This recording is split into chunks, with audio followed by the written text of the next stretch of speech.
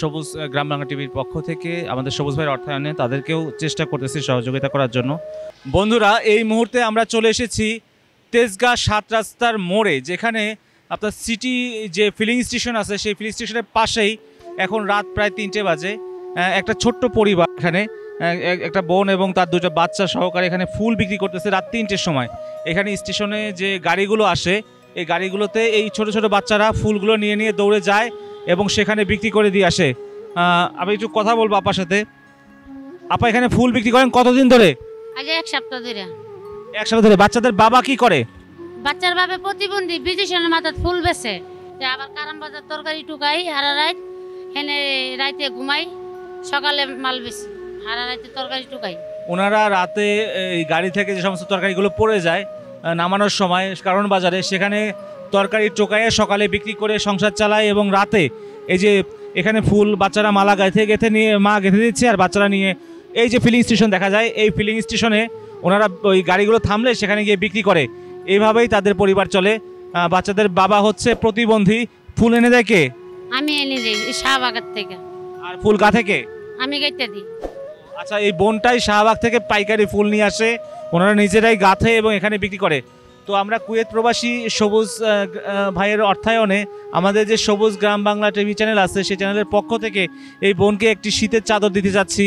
কারণ এই গভীর ঠান্ডার মধ্যে গভীর রাতে রাত ৩টে বাজে উনি যেভাবে জুবুথুবু হয়ে বসে আছে, পায়ের উপর একটা ছেঁড়া তেনা বলা যেতে পারে এরকম একটা দিয়ে বসে আছে। আমাদের সাথে ভলান্টিয়ার ভাইরা আছেন, ওনার গায়ে একটা শীতের শাল দিয়ে দিব আমরা। সবুজ গ্রাম বাংলা টিভির পক্ষ থেকে আমাদের যে সবুজ ভাই আছেন কুয়েত প্রবাসী, তার অর্থায়নেই আমরা বোনটিকে সামান্য সহযোগিতা করলাম।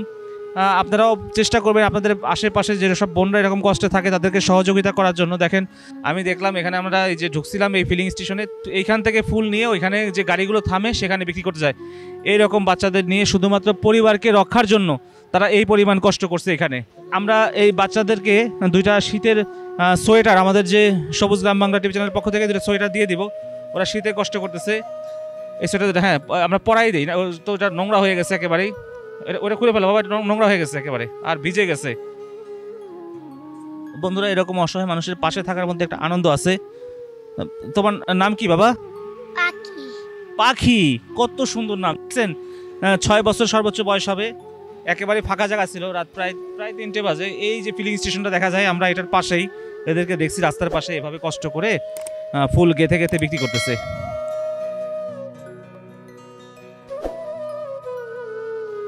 তো আমরা সবুজ গ্রাম বাংলা টিভির পক্ষ থেকে আমাদের সবুজ ভাইয়ের অর্থায়নে তাদেরকেও চেষ্টা করতেছি সহযোগিতা করার জন্য। আপনাদের নিকট অনুরোধ থাকবে আপনারাও আপনাদের আশেপাশে যে সমস্ত অসহায় দুস্থ পরিবারগুলো থাকে তাদের দিকে একটু খেয়াল করবেন, একটু সহযোগিতার হাত বাড়িয়ে দিবেন যাতে তারাও একটু ভালো সময়, একটু শীতের দিনে একটু কষ্ট থেকে একটু মুক্তি পেতে পারে, এই আর কি। এখানে একটা বাচ্চা আছে। তোমার নাম কি গো মা? বন্যা। বন্যা। আমরা পাখি এবং বন্যা দুজনকে পেলাম। পাখি, তুমি কি এই ড্রেসটা পেয়ে খুশি? কতটুকু খুশি বলো তো? মেলা খুশি। মেলা খুশি। তুমি বসো এখানে। বন্যা, তোমার জামাটা তো সুন্দর হয়েছে, তোমার কেমন লাগতেছে?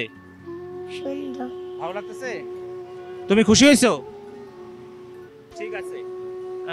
ঠিক আছে বন্ধুরা, এই যে দেখেন এই বোনটা, ওনাকে আমরা একটা শাল দিলাম এবং পাশে হচ্ছে ওনার বাচ্চাদেরকেও শীতের পোশাক দিয়ে দিলাম।